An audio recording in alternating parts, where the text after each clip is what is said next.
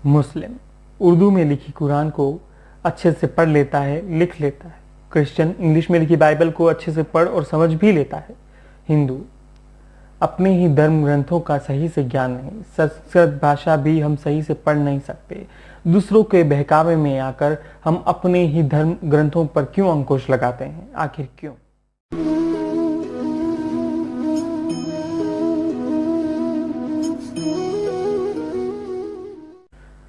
नमस्कार दोस्तों, जय हिंद। मेरा नाम अखिलेश है और मैं फिर हाजिर हूं अपने चैनल द मेरे विचार के साथ। जम्मू कश्मीर रातों रात 5 लाख से ज्यादा कश्मीरी पंडितों को उन्हीं के घर से बाहर निकालकर, उन्हीं के गृह राज्य से बाहर निकालकर अपने ही देश में रिफ्यूजी बना दिया गया था।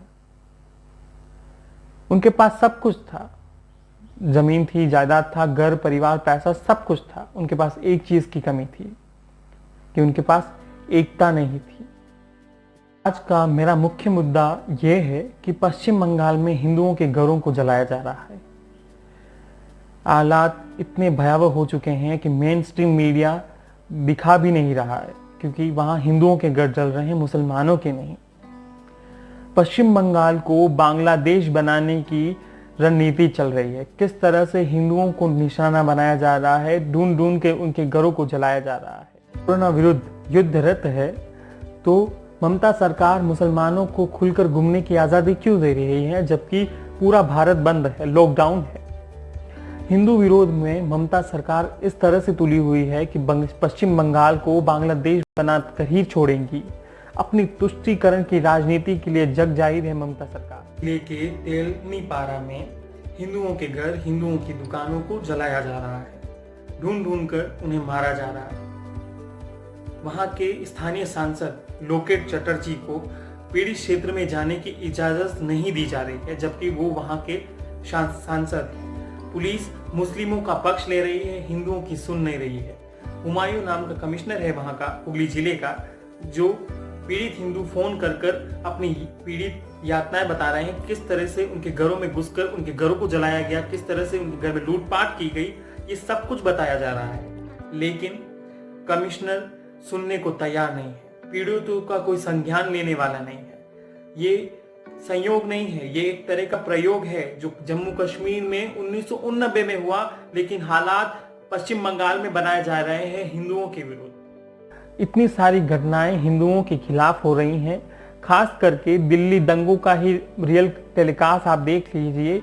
हिंदुओं को किसी तरीके की कोई मदद या किसी भी तरीके का कोई मीडिया ने ये सवाल नहीं उठाया कि हिंदुओं के घरों को भी जलाया गया।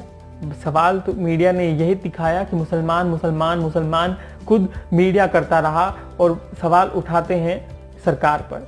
किस तरीके से केरल, पश्चिम बंगाल, आसाम, जम्मू कश्मीर के अंदर हिंदू अपनी आवाज नहीं उठा सकता। ये राज्य मुस्लिम बहुसंख्यक हो चुके हैं और हिंदू अल्पसंख्यक होता जा रहा है। हिंदू इन राज्यों में अपनी आवाज नहीं उठा सकता। पश्चिम बंगाल में सीपीएम, एनसीपी रही कम्युनिस्ट पार्टियों में हमेशा से गुंडा राज रहा है।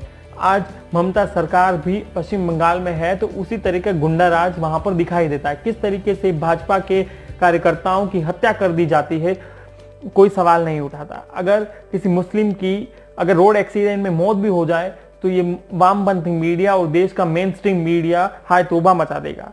अभी हाल ही में एक उत्तर प्रदेश के शहर में एक ब्राह्मण लड़की को जबरदस्ती मूत्र पिलाया गया। उसके बाद उसने शर्म से वहीं पर फांसी लगाकर अपनी जान दे दी, लेकिन किसी ने कोई सवाल नहीं उठाया, किसी ने कुछ बताया ही नहीं, क्योंकि वो ब्राह्मण था। आखिर इस तरीके के हालात क्यों बनाए जा रहे हैं हिंदुओं के खिलाफ? आर्टिकल 30, आर्टिकल 30A को लगाकर किस तरीके से हिंदुओं के ही धर्म ग्रंथ से अलग कर दिया गया। किस तरीके से हिंदुओं को अधिकार नहीं है अपने रामायण, महाभारत जैसे महान ग्रंथों को, उपन्यासों को पढ़ने का, अपने बच्चों को सिखाने का। क्यों हिंदुओं के स्कूल, हिंदुओं के मंदिर पर सरकार अपना हक जताती है? क्यों मस्जिदों की तरह, मदरसों की तरह सरकार हस्तक्षेप क्यों नहीं छोड़ देती हिंदुओं के स्कूलों और हिंदुओं के मंदिरों पर? क्यों विपक्षी मीडिया या विपक्षी जो वामपंथी विचारधारा वाले जो लोग हैं, क्यों हिंदुओं के मंदिरों में रखे खजाने पर अपनी नजर गड़ाए हुए बैठे हैं? किस तरीके से हिंदुओं और दलितों को अलग किया जा रहा है? किस तरीके से हिंदू अब इस देश में हिंदू रहने लायक नहीं रहा है। कहीं आप तिलक लगाकर निकल जाइए, अगर आप कहीं तिलक लगाकर निकले हैं तो वो ये सवाल खड़ा कर देंगे कि ये कम्युनल है। भाई हम हिंदू हैं, हम चाहे जिस तरीके से रहें, हम अपने ग्रंथ को माने, चाहे जो करें, हमारी मर्जी। किस तरीके से इस देश के अंदर हिंदुओं को तोड़ा जा रहा है, हालात इतने भयावह हो चुके हैं कि आपकी कोई सुनने वाला नहीं है। इस देश के अंदर 500 से ज्यादा छोटे छोटे कश्मीर बना दिए गए हैं।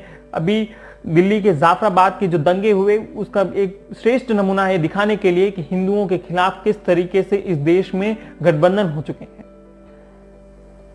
ये हालात तब है जब भारत में नरेंद्र मोदी की सरकार है, उत्तर प्रदेश में योगी की सरकार है। सीए के विरोध को लेकर हिंदुओं के घरों तक जला दिए गए, मंदिरों को तोड़ दिया जाता है, कोई बात नहीं करता। एक मस्जिद की अगर कोई ईंट हिला दे तो वामपंथी मीडिया इस देश में रहने लायक नहीं बताएगा। ये हालात क्यों है? गौर करिए। एकता नहीं होने का कारण यह नतीजा यही है कि आज हिंदुओं को अपने ही देश में घर घर दर दर भटकना पड़ रहा है।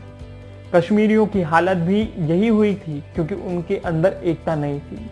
सबसे बड़ा सवाल यह है कि हम एकता कब लेकर आएंगे। क्षेत्रीय तौर पर तो हर मोहल्ले में एक संगठन पैदा हो जाता है, लेकिन उसकी सोच चाहे एक हो, लेकिन विचारधाराएं अलग अलग हो सकती हैं। क्यों नहीं देश में एक ही संगठन हो, एक ही विचारधारा हो, एक ही सोच वाला संगठन हो, जिससे हिंदू उसी संगठन के पास जाए। विश्व हिंदू परिषद आज एक कोने में सिमट गया है।